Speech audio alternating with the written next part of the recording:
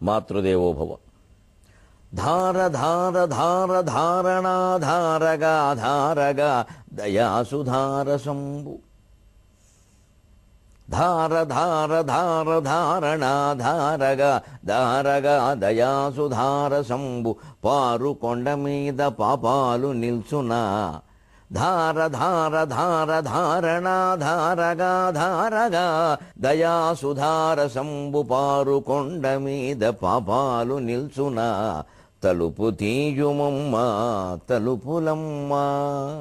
ABN Andhra Jyothi ప్రేక్షక మహాశయులందరికీ నవజీవన వేదం అనే కార్యక్రమంలో 843వ భాగానికి స్వాగతం పలుకుతున్నాం. తలుపులమ్మ లోవ దగ్గర కొండ ధారకొండ అని పిలువబడుతోంది. ఆ ధార కేవలం జలధారేనా? అమ్మవారి దయా సుధారసధార. అందుకని ధార ధార ధార ధారణాధారయై ధారగా దయాసుధార శంభు. పారు కొండ మీద పాపాలు నిల్చున. నిజంగా జలధారతో పాటు అమ్మవారి కృపారసధార ప్రవహిస్తే ప్రసరిస్తే మన పాపాలు నిలబడతాయా? మన మనస్సులు సత్య పరిమళ భరితం కావా? ధర్మ తేజో విరాజితం కావా? అలా అమ్మవారిని ప్రార్థన చేద్దాం. ధార ధార ధార ధారణాధారయై ధారగా దయాసుధార శంభు. పారు కొండ మీద పాపాలు నిల్చునా. తలుపు తీయుమమ్మ తలుపులమ్మ. ఆ షట్చక్రాల ద్వారాలు తెరిచి మనకి ఆత్మజ్ఞానం కలిగిస్తుంది అమ్మవారు అని నమస్కరించి ఆశీర్వచనాన్ని కోరదాం. కథలో ప్రవేశిద్దాం. కవి పంచమాంతరంగాన్ని ముగిస్తూ సముద్ర తీరంలో ఉండే దృశ్యాలు వర్ణిస్తున్నాడు. పడవలు అక్కడక్కడ ఉన్నాయి, కట్టేశారు చిన్న కొయ్యలకి. అవి ముందుకు వెళ్ళలేవు, వెనక్కి రాలేవు, ఓదాంతో ఒకటి కలవలేవు. ఆ తీరంలో అక్కడక్కడ ఇలాగా పడవలు విడివిడిగా అలా కదులుతూ ఉన్నవి ఎలా ఉన్నాయి. ఏకగృహమునందు వసించుచు మాటలు దూరమైన ఏకాకి కుటుంబ సభ్యుల ప్రకారం నావలు అక్కడక్కడన్ ప్రాకుచునుండే తీరమున. భ్రాత వివాహమునందు లాంఛన శ్రీ కొరగల్గు అక్కవలె చేరదు తీరమదేమి ఓడయు. ఒక ఓడ మీరు సముద్ర తీరాల్లో చూడండి, దూరంగా ఉంటుంది ఎక్కడో సముద్రం మధ్యలో. అది ఎన్నాళ్ళు ఉంటుందో తెలియదు. ఒక్కోసారిగా 10-15 రోజులు ఉండిపోతుంది అలాగా. నాకు అనుమానం వచ్చి అడిగాను, ఏమిటి అలా ఉండిపోతుంది ఇక్కడ కాకినాడ దగ్గర సముద్రంలో, విశాఖపట్నంలో అక్కడ బందర్ దగ్గర ఏమిటది? అనేక రకాల కారణాలు ఉంటాయి. అందులో ఒకటేమిటంటే అక్కడ కొన్ని లాంఛనాలు ఉంటాయి, చెల్లించవలసినవి, తీసుకోవలసినవి, చూడవలసినవి, పరిశీలించవలసినవి. అవన్నీ సమర్పిస్తే తప్ప, ఆ లాంఛనాలన్నీ తీరితే తప్ప ఆ ఓడ తీరానికి రావడానికి వెళ్ళేది. ఒక్కోసారి సరుకు దించడానికి వచ్చినటువంటి కూడా చిన్న పొడవలు వెళ్ళి సరుకుని తీసుకొస్తాయి. అంతవరకు ఆ ఓడ అక్కడే ఉండదు.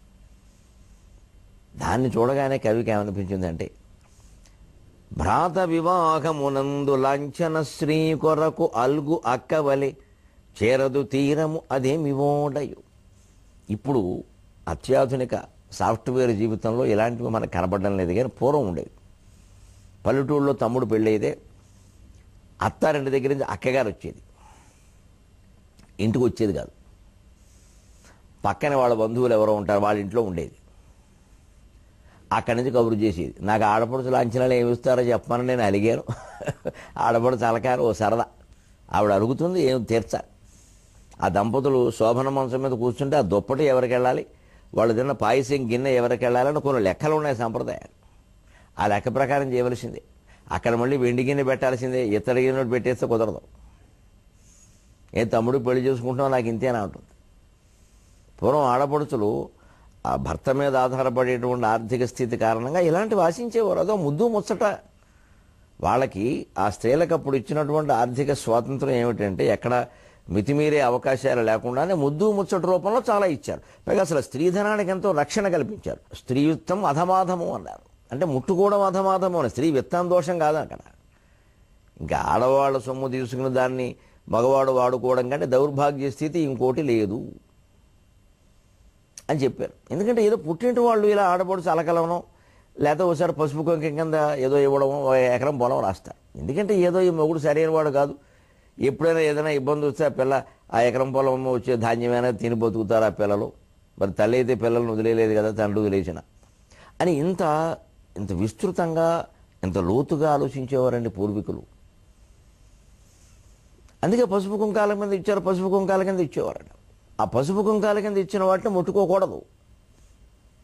అందుకని ఉత్తమం స్వార్జితం విత్తం, మధ్యమం పితరార్జితం, అధమం భ్రాతృవిత్తం చ స్త్రీ విత్తం అధమాధము అన్నారు. అది ఆ విత్త స్వభావాన్ని గురించి చెప్పిన మాట కాదు ఇది. పొరపాటు అర్థం చేసుకోకూడదు, ఆడవాళ్ళని అవమానించారండి. సంస్కృతం తెలియకపోతే ఇలాగే ఉంటుంది. ఎప్పుడూ ఉత్తమం స్వార్జితం విత్తం, నీకు ఖర్చు పెట్టుకోవాలనిపిస్తే నీ డబ్బు నువ్వు ఖర్చు పెట్టుకో సంపాదించుకుని. మధ్యమం పితరార్జన, తప్పకపోతే ఇంకా ఏదో 25 ఏళ్ళు వచ్చే వరకు విద్యార్థి దశలో ఉంటాం కాబట్టి తల్లిదండ్రుల సొమ్ము ఖర్చు పెట్టచ్చు, అది కూడా మధ్యమం, అత్యవసరమైన వాటికి మాత్రమే. జలసాలు చేయకూడదు. తండ్రిని కానీ తల్లిని కానీ పాకెట్ మనీ ఎక్కువ ఇవ్వమని అడగకూడదు. పాకెట్ మనీ అంటే ప్రాణరక్షణ అర్థం, ఓ సోడా తాగడానికి. అంతేగాని మనం స్మార్ట్ ఫోన్లు కొనుక్కుందుకు కాదు పాకెట్ మనీ. చూసుకోవాలి. అధమం భ్రాతృవిత్తం, ఇక అన్నగారి సొమ్ము వాడుకోవడం ఉందే, ఇక అది చాలా తప్పుడు మార్గం అన్నది. ఎందుకంటే అన్నగారు మన మనిషి అయినా వదిన గారు మన మనిషి కదా, ఆవిడేదో అనుకుంటుంది, ఆ పిల్లలు అనుకుంటారు బాబాయ్ ఇచ్చి మా ఇంట్లో కూర్చుని మొత్తం తినేస్తున్నాడు అంటారు. రకరకాలు వస్తాయి. అందుకని అధమం భ్రాతృవిత్తం అది వాడుకోవద్దన్నారు. స్త్రీ విత్తం అధమాధమం, ఎట్టి పరిస్థితుల్లో అన్నగారి సొమ్మైనా వాడుకోవచ్చు, కానీ భార్య సొమ్ము భర్త వాడుకోవడం చాలా తప్పు అని చెప్పారు. అది ఎటువంటి పరిస్థితులు అంటే పుట్టింటి వారు పసుపు కుంకం కింద ఇచ్చిన పరిస్థితుల్లో అది దృష్టిలో పెట్టుకోవాలి. భార్య ఉద్యోగం చేస్తుంటే ఆ జీతం భర్త వాడుకోకూడదు అనకూడదు, నా తాత్పర్యం అది కాదు. ఇప్పుడు ఇవాళ భార్య భర్త ఇద్దరు ఉద్యోగం చేస్తుంటే ఇద్దరు కుటుంబ ఖర్చులు భరించాల్సిందని ఎవరు మూసుకుని. పూర్వం ఆడవాళ్ళు ఎవరు ఉద్యోగాలు చేసేవారు కాదు, వారి ఇళ్లకే అంకితమే ఉండేవారు. మరి వారు ఎలా బతకాలి, వారికి ఆర్థిక స్వాతంత్రం ఎలాగా, అందుకని పుట్టింటి వారు ఇచ్చేవారు. ఉద్యోగాలు చేసుకునే కొడుకులు ఎప్పుడో తల్లికి ఇచ్చేవారు, ఏవో పెట్టేవారు. అవన్నీ ఉండడం వల్ల ఆ డబ్బు కూడా వీడిని తీసుకుని వాడేస్తే ఇక వాళ్ళకి ఎలాగా అని అది చెప్పారు. అందుకని ఇవాళ వీరో లక్ష వారో లక్ష సంపాదిస్తున్న ఆ జీతం నువ్వు ముట్టుకుందుకు వీలేదు, నువ్వు కుటుంబాన్ని మొత్తం నువ్వు పోషించుకో, నేను నా పుట్టింటికి పంపిస్తా, లేకపోతే నేను ఎవరినో ఫ్రెండ్స్కి ఇచ్చుకుంటా అంటే అది కుదరదండి. ఎందుకంటే ఇంటి గృహధర్మం అనేది మానేసి ఉద్యోగ ధర్మంలో మనం చేరినప్పుడు గృహధర్మానికి సంబంధించిన ఖర్చులు బాధ్యతలు ఇద్దరూ సమానంగా భరించవలసిందే. ఎందుకంటే మనం ఇంటికి కేటాయించవలసిన సమయాన్ని మన ఉద్యోగాన్ని కేటాయించాం కదా. విషయం ఏదైనా కానీ ఎందుకోసమైనా కానీ ఈ ధర్మాన్ని వదిలి ఆ ధర్మంలో ఎక్కువగా ఉన్నాం. ఇంటికి వేళ వంట ఉండేవాళ్ళు కూడా లేరు, వచ్చేటప్పుడు కర్రీ పాయింట్కి వెళ్ళి వస్తున్నారు, ఇంట్లో కర్రీ పాయింట్ అయిపోయింది ఇక్కడ. మరి అటువంటి వాళ్ళు మళ్ళీ నా డబ్బు నాది అనడానికి వీలేదు, నాది కుటుంబ ఖర్చుల్లో పెట్టాల్సిందే. మొగాడు ఒకటే పెడతాడా? అంటే ఇప్పుడు మారిన పరిస్థితుల్లో ఈ శ్లోకాలు వర్తిస్తాయా లేదా అని మనం చూసుకోవాలి. అంతేకాని ప్రాచీన కాలపు ధర్మాలు పట్టుకుని వేళ్లాడటము తప్పే, అలాగని అవన్నీ అది ఇప్పుడు పనికిరావని మొత్తం తోసియడము తప్పే. కాస్త విచక్షణ ఉపయోగిస్తే ఏది మంచిదో ఏది చెడ్డదో తెలుస్తూనే ఉంటుంది. అలాగా పూర్వం ఆడపడుచు లాంఛనాలు అనేవి ఒక సరదాగా ఓ ముద్దు ముచ్చటగా ఉండేవి. వివాహంలో బాబు పిల్లాడు నచ్చాడు, పిల్లాడికి పిల్ల నచ్చింది, ఇక మిగిలిన విషయాలు మాట్లాడుకుందాం అన్నారు. మిగిలిన విషయాలంటే ఇవే కట్నాలు కానుకలు ఆడపడుచు లాంఛనాలు. పానకం బిందెల్లో వెండివి పెట్టాలా ఇత్తడివి పెట్టాలా కూడా మాట్లాడుకునేవారు. బట్టలు కూడా ఏమిటో మాట్లాడుకునేవారు. కొన్ని వీళ్ళు చాలా మారిపోయే పరిస్థితులు. కానీ అదే అప్పుడు అమాంబాబతు మొత్తం 50,000 అనేవారు. అమాంబాబతు అంటే ఆడపడుచు లాంఛనాలు సహా పానకం బిందెలు సహా అని అర్థం. ఇదే అమాంబాబతు. ఇక మళ్ళీ తర్వాత అది ఇదిని పెంచి పెట్టద్దు. అదే ఒకవేళ కట్నం కనుక తీసుకుని ఉంటే ఆ కట్నానికి సరిపడి వాళ్ళు బంగారం పెట్టాలి. సరిపడి అంటే సరిపడి కాదు, ఇంచుమించుగా పెట్టాలి. కట్నం తీసేసుకుని 10 లక్షల రూపాయలు బంగారం పెట్టకుండా ఎగ్గొట్టేస్తే అమ్మాయికి ఏమీ పెట్టలేదండి మొత్తం మింగేశారని. ఇలాగ మళ్ళీ ఇవన్నీ కులాలను బట్టి వర్గాలను బట్టి ప్రాంతాలను బట్టి రకరకాల ఆచారాలు ఉంటాయి. ఏదైనా ఆ సందర్భాన్ని తీసుకుని కవి ఎంత చమత్కారంగా చెబుతున్నాడంటే, ఏదో ఆడపడుచు లాంఛనాల కోసం వచ్చి అలిగి పక్కింట్లో ఉండి నేను రాను, నాకేమిస్తారో చెబితే కానీ తమ్ముడు పెళ్లికి నేను రాను, అందరూ ఆక్షేపిస్తారు మిమ్మల్ని పెద్ద ఆడపడుచు రాలేదని అని ఏదో బొంగమూతి పెట్టినట్టుగా ఆ ఓడేమిటో దూరంలో ఉండిపోయింది, దానికి ఏవో లాంఛనాలు కావాలి, అందుకే అది రావట్లేదు. భ్రాత వివాహమునందు లాంఛన శ్రీ కొర్రకల్గు అక్కవలే చేరదు తీరము అదేమి ఓడయో. ఇప్పుడు ఇంకో మాట, చేరదు తీరం అదేమి ఓడయో అని ముగించాడు. కాబట్టి ఇంతటితోనో ఆ తీరానికి ఓడ చేరుకోవడం చూశాడు. చేరినదేదియో పడవ, చేరినదేదియో పడవ, జీవన వీరుల నెల్ల స్వగత ద్వారములావరించే పసిపాపల నవ్వులు తోరణాలుగా. జీవన వీరుల నెల్ల స్వగత ద్వారములవరించే పసిపాపల నవ్వులు తోరణాలుగా.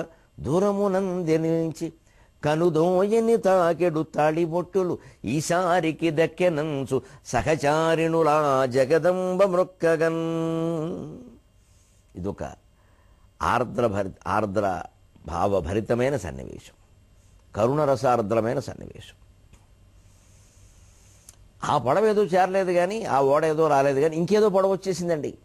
చేరినదేది యో పడవ జీవన వీరులనెల్ల స్వాగతద్వారముల వరించి. జీవన వీరులు చాలా గొప్ప మాట. చేరినదేది యో పడవ జీవన వీరులనెల్ల స్వాగతద్వారముల వరించి.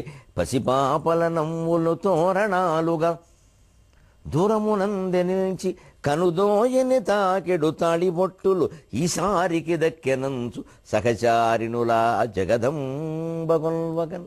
సహచారిణులా జగదంబ వేడగ సహచారిణులా జగదంబ మృక్కగన్. దూరమునందెరించి కనుదోయని తాకెడు తాళిబొట్టులు ఈసారికి దక్కెనంచు సహచారిణులా జగదంబ మృక్కగన్. ఏదో పడవ చేరింది, జీవన వీరులందరూ వచ్చారు. అంటే చేపల వేట కోసం వెళ్ళి 10 రోజులు ఎక్కడెక్కడో సముద్రం మీద తిరిగి ఉంటారో పోతారో తెలియని పరిస్థితుల్లో అనేక రకాల తుఫానుల్లో చిక్కుకుని తిరిగి ఇంటికి చేరారంటే జీవితంలో ఇంతకంటే వీరులు ఎవరన్నా ఉన్నారండి?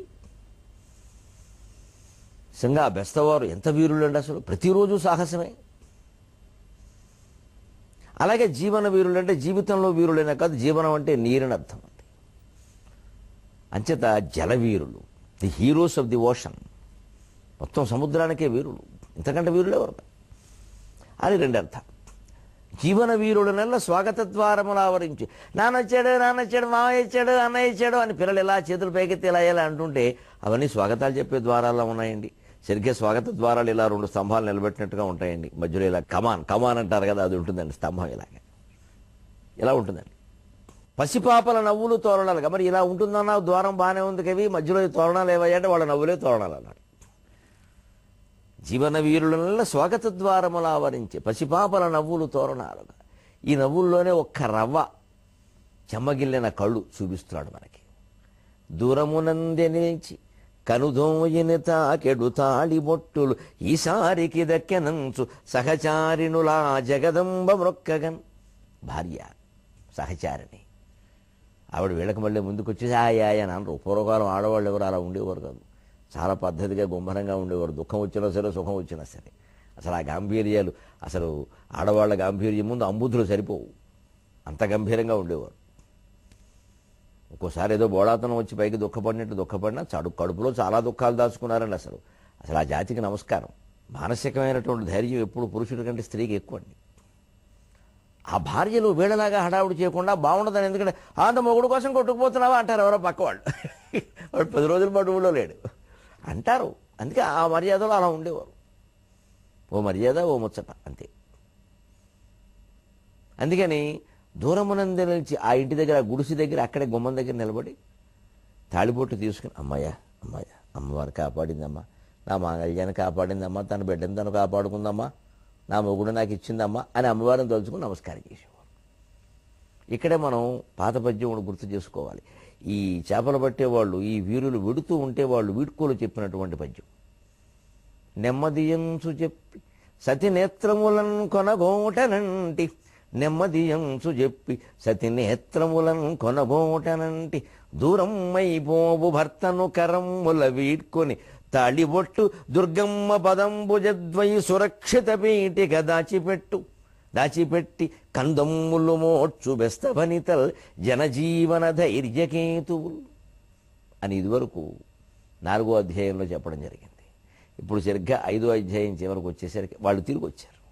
అందుకే దూరమునందె నుంచి కనుదోయని తాకెడు తాళిబొట్టులు ఈసారికి దక్కెనంచు సహచారిణులా జగదంబ మృక్కగన్. ఏదో పోలే మా అమ్మవారి దేవాల ఈసారికి మన తాళిబొట్టు మనకి దక్కింది. మళ్ళీ రేపు వెళ్ళక తప్పదు. వాళ్ళ జీవితం అటువంటిదండి, ప్రతిరోజు ప్రమాదమే. జీవితం అంతా సుఖంగా సంపాదించుకుంటూ, ఉద్యోగాలు చేసుకుంటూ, వ్యాపారాలు చేసుకుంటూ ఎప్పుడో ఒకసారి ప్రమాదం ఎదుర్కోవడానికే కంగారు పడిపోతాం. దానిలో పెద్ద కొలంబస్ సాహసయాత్ర కింద చెబుతాం తర్వాత జీవితంలో. కానీ ఈ బెస్తవారు ఇలాంటి వాళ్ళు రోజు ప్రమాదాలు ఎదుర్కొంటున్నారు. వాళ్ళు రోజు సముద్రం మీద జీవనం, ఆ చలిలో, ఆ బాధలో. అక్కడ ఏం దొరికితే అది తినడం. అది పులిసిపోయి ఉంటుంది, ఉప్పొట్టేసి ఉంటుంది, రకరకాలుగా ఉంటుంది. ఏదో ఈసారికి దక్కాయమ్మా అని ఆ సహచారులైన భార్యలు జగదమ్మకు నమస్కారం చేశారు. ఇంత ఆర్ద్రమైన వాతావరణంలో సరదాకు చలోక్తి చెబుతారు. ఈసారికి దక్కెను అన్న మాట ఉంది. ఇది ఈ కావ్యంలో పడ్డానికి మూలం కాకినాడలో 96లో నేను చేసిన సహస్రావధానం. అక్కడ ఆ 1000 మందికి 1000 పద్యాలు చెబుతూ 25 రోజులు 22 రోజులకు పైగా సహస్రావధానం చేస్తే అందులో అప్రస్తుత ప్రసంగంలో ఓ మాట అడిగారు. ఏమండి అవధాని గారు, భారతదేశంలో స్త్రీలు పొద్దున లేవగానే మంగళసూత్రాలు కళ్ళగద్దుకుంటారండి హిందూ స్త్రీలు. ఎందుకంటే మంగళసూత్రం అంటే భర్తకి ప్రతినిధి కదా. భర్త అక్కడే ఉంటాడు కదండి, పక్కనే పడుకుని ఉంటాడు. ఏ భర్త ఈ దేశంలో భార్య కంటే ముందే ఏం లేవడు కదా. అందుకని భర్తకు దండం పెట్టుకోవచ్చు కదా, సంతోషిస్తాడు. భర్తకు కూడా ఏమైనా ప్రాధాన్యం మంగళసూత్రాలకు ఇస్తారేమిటండి, ఎలా అద్దుకుంటారు ఓ పెద్ద భక్తిగాను అని అడిగాడు. అంటే సరదాగా ఓ మాట చెప్పాను. అబ్బాయి అదేదో భర్త మీద గౌరవంతోనో ప్రేమతోనో నమ్మకంతోనో అద్దుకుంటున్నారని అనుకోకు. ఏం లేదు, ఈ భర్త గారికి ఉండే దుర్వ్యసనాలన్నీ వాళ్ళకి తెలుసు. అందుకని ఈ పెద్ద మనిషి ఈ రాత్రిపూట ఈ మంగళసూత్రం ఉంచాడా లేదా పట్టుకెళ్ళిపోయాడా అని అనుమానం. అందుకని పొద్దున్నే లేచి ఓసారి చూసుకుని అమ్మాయ ఈసారికి దక్కెనంచు అని లోపల వేసుకుంటారాయా అన్నారు. ఆశ్చర్యకరంగా సంచాలకులు సహా సభ అంతా ఓ పావు గంట ఆపకుండా నవ్వుకున్నారు, చేతుల్లో ఉండే మైకులు కింద పారేసి. ఆ స్ఫురణ, అమ్మవారి దయవల్ల కలిగే చమత్కార స్ఫురణ అనేది సభని అంత రంజింపజేస్తుంది. ఎప్పుడు ఉపన్యాసాలు ఎంత ఆధ్యాత్మిక ఉపన్యాసాలైనా అందులో రవ్వంత కాస్త పాయసంలో ఒక పలుకు జీడిపప్పు ఉన్నట్టుగా కాస్త చమత్కారం ఉండాలి, లేకపోతే శ్రోతలు నిద్రపోతారు కూడాను. అది పెద్ద రాష్ట్రస్థాయి చమత్కారమే. ప్రతి సభలోనూ నన్ను పరిచయం చేసినప్పుడల్లా వీరి సభలో ఇలా అన్నారండి అవధానంలో అని చెప్తారు. ఇలాగా రకరకాలు ఉంటాయి జీవితంలో. ఈ చమత్కారాలు ఉంటాయి, ఆ ఆర్ద్రభావాలు ఉంటాయి, ఆ పిల్లల కేరింతలు ఉంటాయి. అవే నవరసాలు. చేరినదేది జోపడమ జీవన వీరులనెల్ల స్వాగత ద్వారములావరించి పసిపాపల నంబులు తోరణాలుగా దూరమునందెల్చి కనుదోయని తాకెడు తాళిబొట్టులు ఈసారికి దక్కెనంచు సహచారిణులా జగదంబ మృక్కగన్. ఇప్పుడు సంధ్యాకాశాన్ని వర్ణిస్తున్నాడు. సంధ్యావేదిక వర్ణమాలికలతో స్నాతాను లిప్తమ్ము సౌగంధ్యంబు అష్టదిశావృతమ్ము జలదగ్రావ ప్రపంచమ్ము శ్రీ వింధ్యాద్రీశ్వరి పూజ సేయుటకు ఆవిష్కారమయ్యన్ భవానిం ధ్యానింప ప్రసాదమై దొరకే చాంద్రీ శోభలాంధ్యంబునన్. సాయంత్రం 6 గంటలప్పుడు సంధ్యావందన సమయంలో మీ డాబా మీద నుంచి ఈ భావాలు గుర్తు చేసుకోండి. ఆడా మగ అన్ని జాతుల వాళ్ళు సంధ్యావందనం చేసినట్టే, ఇంక వేరే మంత్రాలు ఏమీ అక్కర్లేదు. అంత మనోహరమైన భావన కలిగిస్తుంది కవిత్వం మనకి. సంధ్యావందనం కూడా భావుకత కోసమే. భావుకత లేనప్పుడు సంధ్యావందనం ఎందుకు? సంధ్యావేదిక వర్ణమాలికలతో స్నాతానులిప్తం. స్నాతశ్చానులిప్త స్నాతానులిప్త అనే శబ్దమంజరిలో సమాసాలు ఇవి ఉంటాయి, ప్రారంభ సమాసాలు సంస్కృతం నేర్చుకునేవాడికి. అంటే స్నానం చేసి ఆ సుగంధాలన్నీ పూసుకోవడం. ఆ సంధ్యావేదిక మీద ఉండే రంగులు కనపడుతూ ఉంటే అది స్నానం చేసి శుభ్రంగా అలంకరించుకుందేమో అన్నట్టుగా ఉంది. సౌగంధ్యంబు అష్టదిశావృతము. ఆ సంధ్యాదేవి రాసుకున్నటువంటి సుగంధం అష్టదిశావృతము, అన్ని 8 దిక్కుల్లోనూ వ్యాపించింది. జలదగ్రవ ప్రపంచంబు శ్రీ వింధ్యాద్రీశ్వరి పూజ సేయుటకు ఆవిష్కారమయ్యన్. జలద గ్రావ ప్రపంచం. గ్రావం అంటే గండశిల, బండరాయి. ఈ మేఘాలన్నీ ఇలా ఇలా ఉంటాయండి, బండరాళ్ళ అనిపించాయి సాగరఘోష కవికి. బాగా ఆకాశంలో రాళ్ళు ఏమిటి? సంధ్యా సమయం, అమ్మవారి పూజకి సమయమైంది. అమ్మవారు ఎవరు? పర్వతరాజపుత్రిక. మరి రాళ్ళన్నీ ఏమవుతాయి? సామంతులు బంట్లును. అందుకని ఆవిడ పర్వతరాజపుత్రిక కదా. అందుకని వింధ్యాద్రీశ్వరి, వింధ్య పర్వతాల గుహల్లో నివసించేటువంటి అమ్మవారికి హిమవత్ పర్వతరాజపుత్రికి సేవ చేయడం కోసం మేఘాలన్నీ రాళ్ల రూపాన్ని ధరించాయి. ఈ చిన్న చిన్న రాళ్లన్నీ ఆ పర్వతరాజపుత్రికి పూజ చేస్తున్నాయి. జలదగ్రవ ప్రపంచము శ్రీ వింధ్యాద్రీశ్వరి పూజ సేయుటకు ఆవిష్కారమయ్య. మరి ప్రసాదం ఉండాలి కదండి పూజ కంటే. చూడవయ్యా, తూర్పు దిక్కున ప్రసాదం కనపడుతోంది, అట్టిపండు బ్రహ్మాండంగాను, ఉరిచిన అట్టిపండు ఏమిట. భవానిం ధ్యానింప ప్రసాదమై దొరకే చాంద్రీ శోభల అంధ్యంబునం. చాంద్రీ అంటే వెన్నెల. ఆ వెన్నెల చూడవయ్యా, పొన్నమి చంద్రుడు చూడవయ్యా. ఆ వెన్నెల అమ్మవారి ప్రసాదం కాదయ్యా. అమ్మవారి కోసం అన్నం పరవాన్నం ప్రసాదంగా చేసినట్టుగా లేదయ్యా. తూర్పు దిక్కున వెన్నెలలు కనపడుతున్నాయి, ఆ పూజకి ప్రసాదం అదేనయ్యా. ఇందులో దుష్కర ప్రాస అండి. వింధ్య సంధ్య అనే వాటితో పాటే కవి భవానింధ్యానింప నింధ్యానింప అని కొత్త ప్రాస ఒకటి లాక్కొచ్చారు. పాండిత్యపరమైన ప్రాస.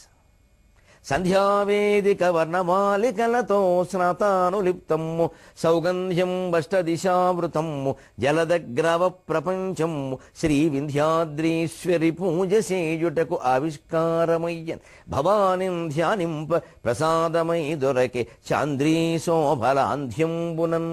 చీకటి జీవితంలో కొట్టుమిట్టాడే వారికి వెన్నెల శోభలాగా అమ్మవారి అనుగ్రహం కలగడం ఖాయం అని పంచమాంతరంగాన్ని ముగిస్తూ చెబుతున్నాడు. ఇప్పుడు ఇంకొక మనోహరమైన భావన. ఎక్కడో పల్లెటూళ్ళలో ఉండే అమ్మాయి, ఆ అమ్మాయి తన మేనత్త కొడుకుని ఇష్టపడ్డం, పెళ్లి చేసుకోవాలనుకోవడం, వీడేమో చదువుల నిమిత్తం విదేశాలు వెళ్ళడం, వచ్చేటప్పుడు అక్కడ ఏదో చేసి రావడం, ఆ మాటకి ఈ అమ్మాయి ఖిన్నమైపోవడం, ఇదంతా పున్నమి చంద్రుడు, అక్కడ వ్యాపించిన చీకటి, తర్వాత వచ్చిన వెన్నెల, ఈ దృశ్యాలతో పోల్చి వర్ణిస్తున్నాడండి. వరుణి గగనుంచే చంద్రుడను బావను చీకటి మేనమామ కూతురు. వరుణి గగనుంచే చంద్రుడను బావను చీకటి మేనమామ కూతురు. పరదేశమందున ఏదో చదువున్ వెలిగింపబోయి, పరదేశమందున ఏదో చదువున్ వెలిగింపబోయి అత్సరయనించి జ్యోత్స్న దొరసానిని తోడ్కొని వచ్చినంత, అత్సరయనించి జ్యోత్స్న దొరసానిని తోడ్కొని వచ్చినంత తానరయగలేక గాఢ తిమిరాంగన గుండెలు జొచ్చే మత్సయై. వరుణికి గొలిచి చంద్రుడను బావను చీకటి మేనమామ కూతురు. చీకటి మేనమామ కూతురు, చంద్రుడు మేనత్త కొడుకు. అతన్ని ఈవిడ తన పెళ్లి కొడుకు, మా బావాలను చేసుకుంటాడని ఊళ్ళో అందరికీ చెప్పుకుంటోంది. ఈ అమ్మాయి ఏదో నల్లగా ఉంటుంది, పల్లెటూరు బడిలో చదువుకుంది, అంతకంటే ఎక్కువ చదువుకోవాలి. వాడు చదువుల నిమిత్తం విదేశాలు వెళ్ళాడు. అలాగే చేసుకుందాంలే అని వాళ్ళ తల్లిదండ్రులు కూడా చెప్పారు, అమెరికా పంపించారు. పరదేశమందున ఏదో చదువులు వెలిగింపబోయి, చదువులు వెలిగించాడంటారు, సరిగ్గా చేత కాకపోతే అంతే అంటారు. చదువులు బాగా రాణిస్తే అనరు, దెబ్బతింటే వెలిగించావులే వెధవ చదువు కూర్చో ఇంట్లో అంటారు. అందుకని పరదేశాల్లో ఏదో చదువు వెలగబెడతానని వెళ్ళాడు. అక్కడ చదువు ఏం వెలగబెట్టలేదు, కానీ ప్రేమలో పడ్డాడు. అక్కడికి వెళ్ళి అమెరికా దొరసాన్ని పెళ్లి చేసుకున్నాడు. ఆ అమ్మాయిని తీసుకుని ఇంటికి వచ్చాట, నా ఇష్టం నేను చేసుకుంటాను. ఇక ఇంట్లో వాళ్ళకి బాధ, ఈ అమ్మాయికి మరీ బాధ. మా బావ అనుకున్నాను, ఎంత మోసం చేసేసాడో. ఎక్కడున్నా బాగుండేది, పల్లెటూళ్ళే హెడ్ మాస్టర్గా ఉంటే ఎంత బాగుండేదో. అనవసరంగా పంపాము విదేశాలకి. వెళ్ళిపోయి అక్కడ ఉత్తరం తీసుకొచ్చాడు, పనికి మాలిన దాన్ని, తెల్లగా ఉంది, పాలిపోయిన సున్నలాగా అని ఒళ్ళు మండిపోయి ఉంటుంది. అమ్మాయి మన అలాగా ఉంటుంది. మరి ఏమో చదువుకోరావడేదో చదువుకుంది, ఆ కోపం ఉంటుంది కదా. పరదేశమందున ఏదో చదువును వెలిగింపబోయి ఈ చంద్రుడు అనే కుర్రాడు ఇతర దేశాలు వెళ్ళాడంటే సరిగ్గా ఇక్కడ మనకి పగలున్నప్పుడు అక్కడ చీకటి ఉంటుంది, అక్కడ ఉంటాడు చంద్రుడు, ఖచ్చితంగా అమెరికాలో ఉంటాడు. అదే ఏదో చదువును వెలిగింపబోయి పరదేశం వెళ్ళాడని. అప్సరయనించి జ్యోత్స్న దొరసానిని తోడుకొని వచ్చాను. అదేదో అప్సర స్త్రీలా కనపడింది, కానీ అప్సర అని వాడాడు కవి, గమనించండి. అప్సర అన్నా కూడా యతిభేదం ప్రాసభేదం ఏమీ రాదు. కానీ అప్సర ఎందుకనంటే అప్సర ప్రకృతి, అప్సర వికృతి. ఆ అమ్మాయి మాట్లాడుతోంది, కోపంగా మాట్లాడుతోంది, కానీ వికృతి మాట్లాడుతుంది, ప్రకృతి మాట్లాడదు. అందుకని అప్సరయని, అప్సర పెద్దవో దిగొచ్చింది ఇక్కడ, నాకంటే అందంగా ఉంది, ముద్దు చూడు ఎలా ఉందో అనేదో అంటుంది అనమాట, కోపం వచ్చి. అదేదో అప్సరస అనుకుని జ్యోత్స్న దొరసానని వెళ్ళి తీసుకొచ్చాడమ్మా. తెల్లగా ఉంటారు అమెరికా ఆడవాళ్ళు, ఇంగ్లీష్ ఆడవాళ్ళు అందరూ. అందుకని ఓ వెన్నెల్లా ఉండిపోతుంది తీసుకొచ్చాడమ్మా, మూతి చూడు ఎలా ఉందో, ముక్క పుడక లేకుండాను అని ఆక్షేపించింది. అనించి ఏమైనా సరే నువ్వు నా బావని పెళ్లి చేసుకుంటే పెళ్లి చేసుకోవచ్చు, నేనే ప్రేమించాను, నేనే చేసుకోవాలి, నా జీవితం మా బావకు అర్పితం, అతని గుండెల్లో నేను ఉండిపోతా అని నల్లగా ఉండేటువంటి తిమిరాంగన చీకటి అనే మేనమామ కూతురు తానరజగలేక గాఢ తిమిరాంగన గుండెలు జొచ్చే మచ్చయ్యై. భర్త ప్రియుడి గుండెల్లో ప్రవేశించిందా అన్నట్టుగా ఉంది. చంద్రుడి హృదయంలో మచ్చ అదే నల్లగా కనబడుతుంది. వరుణి గగనుంచే చంద్రుడను బావను చీకటి మేనమామ కూతురు. పరదేశమందున ఏదో చదువున్ వెలిగింపబోయి అత్సరయని ఎంచి జ్యోత్స్న దొరసానిని తోడ్కొని వచ్చినంత తానరజగలేక గాఢ తిమిరాంగన గుండెలు జొచ్చే మత్సయై. ఇప్పుడు ఆ అద్భుతమైనటువంటి వెన్నెలని ఎలా వర్ణిస్తున్నాడో చూడండి చివరి పద్యంలో. ఇది పంచమాంతరంగంలో 108వ పద్యం. పిండ ఆరబోసిన ఎండ నేసిన గాని ఇట్టి ధావళ్యములెచటగలవు, శివుడు నవ్వగవచ్చు కవులు వ్రాయగవచ్చు ఇటి ధావళ్యములెచటగలవు.